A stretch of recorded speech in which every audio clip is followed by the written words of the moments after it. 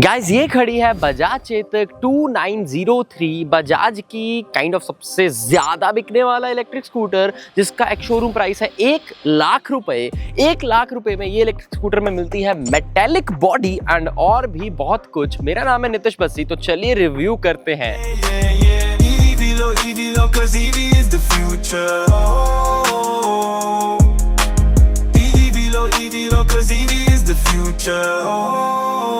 Let's start with the quick walk around. दोस्तों, Bajaj legacy brand के साथ साथ इलेक्ट्रिक स्कूटर्स में एक और चीज के लिए जाना जाता है, वो है मेटेलिक बॉडी।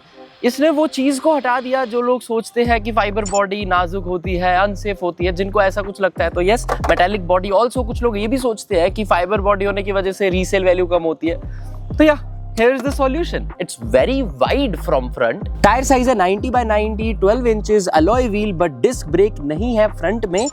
मेटालिक बॉडी की बात की थी, फ्रंट में ये डिजाइन अच्छा लगता है एंड वाइड है। इंडिकेटर्स भी आपको एलईडी ही देखने को मिल जाते हैं। एलईडी हेडलाइट है विद राउंड डीआरएल, जो दिखने में काफी आइकॉनिक चेतक लगता है, दूर से पहचान पाओगे। एंड इंडिकेटर्स की आवाज सुनिए जरा, वेरी लाउड बीप की आवाज। फ्रंट राउंड डीआरएल को मैच करने के लिए राउंड क्लस्टर ही है, डिजिटल है, कलर्ड है, बट इसकी ब्राइटनेस बहुत ही कम है और एडजस्ट भी नहीं कर सकते। धूप में तो दिखना बहुत ही मुश्किल हो जाता है दोस्तों। लेफ्ट साइड के कंट्रोल्स में आपको हेडलाइट एडजस्टमेंट मिल जाती है, high beam, low beam, indicator मिल जाता है लेफ्ट वाला ओनली। उसके अलावा आप कॉल उठा सकते हो if it is connected via Bluetooth, and इसी के साथ गाने को रोक सकते हो, प्ले पॉज कर सकते हो, एंड हॉर्न भी है। Very loud, very very very very loud. Right side के कंट्रोल्स में सबसे पहले आपको डी दिखता है, जिससे ऑन होगा, इट्स लाइक ड्राइव मोड। उसी के साथ में एन न्यूट्रल मोड, उसके नीचे आपको रिवर्स मोड मिल जाता है, एंड इंडिकेटर राइट वाला, एंड ये मोड स्विच करने वाला। इसमें दो मोड आते हैं, इको एंड स्पोर्ट्स। छोटी छोटी स्टोरेज की बात करें तो दोनों साइड में आपको छोटी स्टोरेज मिलती है, जिसमें फोन आराम से रख सकते हो एंड सेफली आ जाएगा। ये प्रो मैक्स है जो लंबा रहता है, फिर भी आई डोंट थिंक कोई डर रहेगा। एंड इसके ऊपर ही चार्ज करने के लिए आपको type A, USB type A मिल जाती है, एंड कुछ राशन वगैरह या सब्जी वगैरह लेके आने के लिए यहाँ पे आपको मिल जाता है। फ्लैट फुट बोर्ड भी है। इसकी जो चाबी लगने की पोजीशन है वो बहुत ही ज्यादा आइकॉनिक है। मतलब पहले वाले जो स्कूटर्स आते थे ना दोस्तों, स्कूटर्स जिसमें गियर होते थे, यहाँ पे ब्रेक होती थी, वैसी कुछ पोजीशनिंग है। स्टार्टिंग में थोड़ा अजीब लगे, मतलब जब मैं चला रहा था, 1-2 दिन से चला रहा हूँ, तो मेरा हाथ नेचुरली आगे जाता है जो स्कूटर्स में जहाँ पे पोजीशन होती है। एंड जो इसकी की है that is very normal, very ordinary, and beep बहुत ऊंचा करती है जब आप ऑन करो या ऑफ करो। एंड अंडर सीट स्टोरेज की बात करें तो डिसेंट है कि आप चार्जर भी रख पाओ एंड और चीजें आ जाएंगी फिट आराम से। इतनी ज्यादा डीप बूट स्पेस नहीं है, तो हाफ फेस हेलमेट तो आ जाएगा, बट फुल फेस हेलमेट में दिक्कत आएगी। तो वैसे कम नहीं है, डिसेंट है, बट अब के इलेक्ट्रिक स्कूटर्स में देखा जाए जितनी बड़ी बड़ी बूट स्पेस देने लग गए तो कम लगेगी। अब चार्जर निकाला ही है तो इसकी भी बात कर लें। 0 to 100% चार्ज कर देगी ये 4 घंटे में। अब इसका चार्जिंग पोर्ट की पोजीशनिंग भी बहुत ही ज्यादा अलग सी जगह पे है। यूजुअली बाकी इलेक्ट्रिक स्कूटर्स में आपको या तो पीछे मिलती है या तो आगे साइड में मिलती है। इन्होंने यहाँ पे ऐसे दे दी है कि कोई छेड़खानी नहीं कर सकता, कोई चाह के भी इसके पोर्ट के साथ कुछ गड़बड़ी नहीं कर सकता। एंड 2901 वैसे जो अभी रेफरेंस के लिए मैं दिखा रहा हूँ, इसमें पहले 6 घंटे रखते थे 0 to 100% चार्ज होने में। ये देखिए कुछ इस प्रकार से लग जाएगी। Now it's good to go. पीछे वाली साइड सॉलिड ग्रैब हैंडल मिल जाता है, एंड डिजाइन बहुत ही ज्यादा बल्कि है, पीछे से भी सुंदर लगता है, बढ़िया लगता है, अट्रैक्टिव लगता है। बट मुझे लगता है कि ये सीट अगर ज्यादा पीछे हो जाती एंड ये डिजाइन अगर फ्लैट भी हो जाता तो वो बेटर हो सकता था। यहाँ पे लंबी सीट मिल जाती बीच में सूटकेस रखने के लिए या Indian things, you know what I mean. पीछे चेतक की ब्रांडिंग हो जाती है जो स्टिकर में है। अगर मेटेलिक ब्रांडिंग होती तो बहुत अच्छा लगता लोगों की तरह। एंड टेल लाइट बहुत ही यूनिक डिजाइन में है, दोनों साइड में आपको टेल लाइट मिलती है इंडिकेटर जैसे, एंड उन्हीं के ऊपर इंडिकेटर्स भी मिल जाते हैं। Overall I really like the design. यहाँ पे इसकी मिड ड्राइव मोटर है, बेल्ट ड्रिवन है, जिस वजह से काफी साइलेंट है। एंड पीछे वाली साइड भी ड्रम ब्रेक, आगे वाली साइड भी ड्रम ब्रेक। यहाँ पे सस्पेंशन को मैं देख रहा था और मेरे दिमाग में वो मीम आ गया, वेरी चालाक ब्रो, यू वेरी चालाक ब्रो, चालाक ब्रो, चालाक। मोनोशॉक है दोस्तों, सिंगल सस्पेंशन है। ओला को कितनी गाली मिली थी जब उन्होंने ये निकाला था और बोला था, एंड लोग क्या बोल रहे थे कि नहीं ये इंडियन स्कूटर नहीं है, इंडियन रोड्स के लिए नहीं है। देखिए यहाँ पे भी चल रहा है, अभी कोई नहीं बोलेगा बिकॉज चेतक है। Would like to take notes. while I take totes of the marijuana smoke. सबसे पहली प्रॉब्लम इसे चलाने से पहले ही दिख जाती है, क्योंकि ये थोड़ा वाइड भी है और ऊपर से इसका जो स्टैंड है, इसकी पोजीशनिंग कुछ बड़ी वियर्ड है कि आपको उठाने में बहुत ज़्यादा दिक्कत फील होती है. It's not at all convenient और ऑल्सो टिल्ट नहीं है, बहुत ही स्ट्रेट रहता है. तो अगर कोई एकदम प्लेन जगह पे ना खड़ा करना हो तो वहाँ पे भी दिक्कत आ सकती है. एंड कुछ इस प्रकार से खड़ा है कि अगर हल्का सा उधर को गया तो गिर सकता है. Just because it has metallic body, steel body, उस वजह से हैवी है, तो इससे इतना फर्क नहीं पड़ता.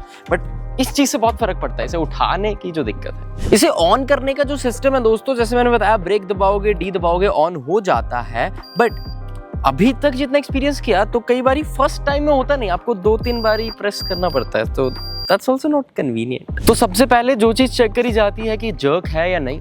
वेल, इसमें कोई जर्क नहीं है, बहुत ही स्मूथ स्टार्ट है.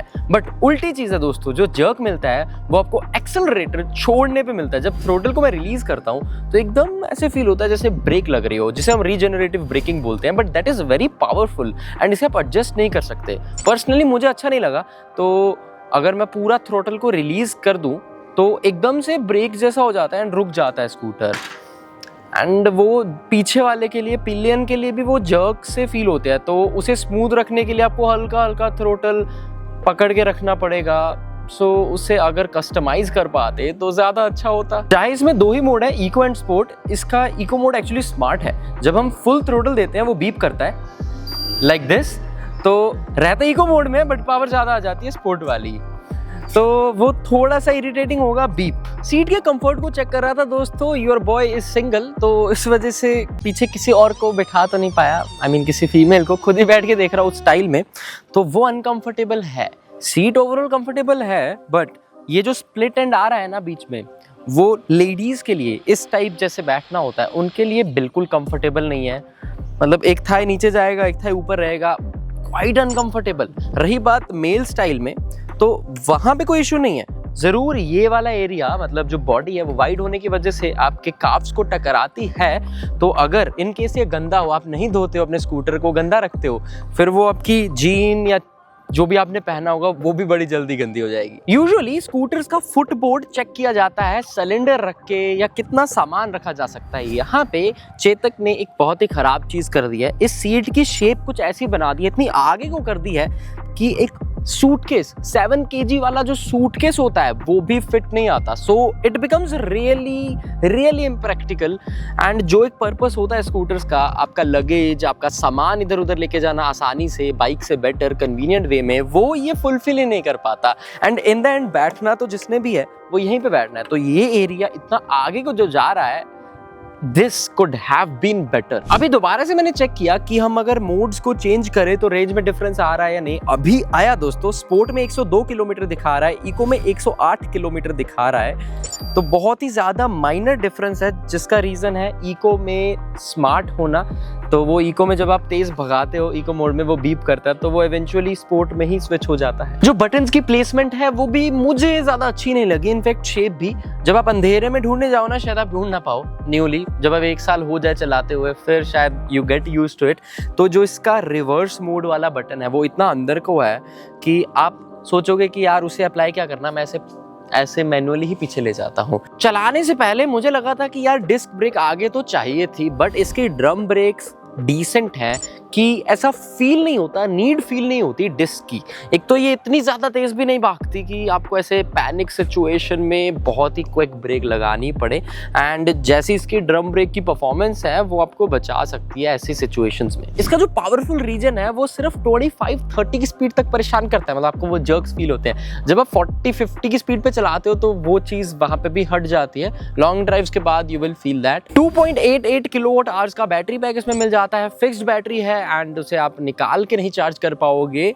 रेंज जो है, जो इसके क्लस्टर में दिखाती है 110-115 किलोमीटर तक की, वो होपफुली अचीव कर पाए. Companies claim. अभी तक रेंज टेस्ट नहीं किया. इफ यू वांट तो वो हम कर सकते हैं, आपके लिए अल्टीमेट रेंज टेस्ट बना सकते हैं. But let me tell you guys, range test के लिए इससे भी ज़्यादा एफर्ट लगता है. अभी ऑलरेडी जो हम करते हैं आपके लिए, इसमें बहुत एफर्ट लगता है. रेंज टेस्ट में इससे 5 टाइम्स ज़्यादा एफर्ट लगता है. हमने ऑल रेंज टेस्ट किए हुए हैं, आप उसमें देख सकते हो. तो बदले में कुछ नहीं, इसे लाइक कीजिए ज़रा, और चैनल नहीं सब्सक्राइब किया तो यार कम ऑन। कुछ और बेसिक स्पेसिफिकेशंस दोस्तों, 3 आवर्स की आपको बैटरी पे वारंटी मिल जाती है या 50,000 किलोमीटर जो भी पहले हो जाएगा, एक्सटेंड भी करवा सकते हो एक्स्ट्रा पे करके। आई फील बजाज ने एक बहुत ही बढ़िया स्कूटर बना दिया हुआ है, एक्चुअल में रियली गुड, बिल्ड क्वालिटी बढ़िया, चलाने में इजी स्मूथ, क्लस्टर इतना सिंपल, एलसीडी है, टच तो नहीं है बट इट्स स्मूथ कि कोई भी ओल्ड एज को भी चलाना हो, 50, 55, 60 एज वालों को भी चलाना हो तो कॉम्प्लिकेशन नहीं आएगी। थोड़ी देर बस वो मोड्स को समझने में लगेंगे एंड वो बीप वाली चीज़ उनके लिए शायद कन्वीनियंट हो, हमें इरिटेट कर रही है बट एक ओल्डी के लिए वो चीज़ ईजी हो, उन्हें बीप के साथ आइडिया लग जाए, तो उस पर्सपेक्टिव से इट्स रियली गुड। बाकी बजाज ने कलर ऑप्शंस भी काफी अच्छे दिए हुए हैं, यही देख लीजिए लाइम येलो, काफी अट्रैक्टिव लगता है, रोड प्रेजेंस इसका डिजाइन तो देता है बट ये कलर भी ऐसे कुछ और कलर ऑप्शंस भी आपको मिल जाती हैं। आई फील जो कमियां थोड़ी बहुत मैंने बताई, इनकन्वीनियंस ऐड करती हैं, जैसे कि वो स्टैंड को उठाना, सीट लंबी हो सकती थी, जो बूट स्पेस 21 लीटर से उठकर 25 या 28 लीटर तक मिल जाए तो और बढ़िया। ऐसी कुछ छोटी छोटी कमियां हैं जो एक बार ही कवर अप हो सकती हैं। फुट रेस्ट वाले एरिया में ज्यादा स्पेस मिल जाए कि सिलेंडर नहीं तो एटलीस्ट एक बैग तो रखा जा पाए, कैबिन बैग। अगर आप चेतक खरीदने का प्लान कर रहे हो तो मैं पर्सनली एडवाइस दूंगा थोड़ा रुकने का। और अभी तो रुको। ये 2901 मॉडल है जो डिसकंटिन्यू कर दिया एंड 2903 निकाल दिया। वेल, किया क्या कंपनी ने, उसे थोड़ा बेटर कर दिया। ये चीजें जो आपको दिखाई, चलाने का एक्सपीरियंस वो सब सिमिलर, बस वो एक बैटरी के सेल्स चेंज हुए हैं जिस वजह से चार्जिंग स्पीड बढ़ गई। अभी 4 घंटे में फुल 0 to 100% चार्ज हो जाएगी। Well, company Bajaj is working really hard, trying to figure out problems, trying to give solutions and इस वजह से वो न्यू मॉडल्स फटाफट आ रहे हैं। तो अगर आप इंटरेस्टेड हो चेतक खरीदने के लिए या इसकी और इन्फॉर्मेशन जानने के लिए तो डिस्क्रिप्शन में लिंक डाल दूंगा, वेबसाइट विजिट कर सकते हो। ऑल्सो आप ईवी गुरु से बात कर सकते हो अगर आपके कुछ क्वेश्चंस हैं। Overall I feel it's a good scooter and I strongly feel कि चेतक 1 साल में बहुत ही सॉलिड चीज़ निकाल सकता है। अभी वो जैसे मॉडल्स पे मॉडल्स निकाल रहे हैं, उसका रीज़न यही है, पिछले वाले मॉडल से कुछ बेटर करके, कुछ फास्ट चार्जिंग देके, कुछ इंप्रूवमेंट्स करके। तो ये जब चीज़ें और बेटर हो जाएंगी, शायद साल में एक बहुत ही ज़्यादा परफेक्ट इलेक्ट्रिक स्कूटर इनकी तरफ से देखने को मिल सकता है, जिसमें जो ये कमियां मैंने आपको बताई वो शायद ना हो। अगर अभी तक वीडियो को लाइक नहीं किया है तो लाइक कीजिए एंड सब्सक्राइब कीजिए, बिकॉज हम और बहुत सारे इलेक्ट्रिक व्हीकल्स का रिव्यू प्लान कर रहे हैं, रेंज टेस्ट प्लान कर रहे हैं, बहुत कुछ प्लान कर रहे हैं। Yes, subscribe now. EV, cause EV is the future. EV, cause EV is the future.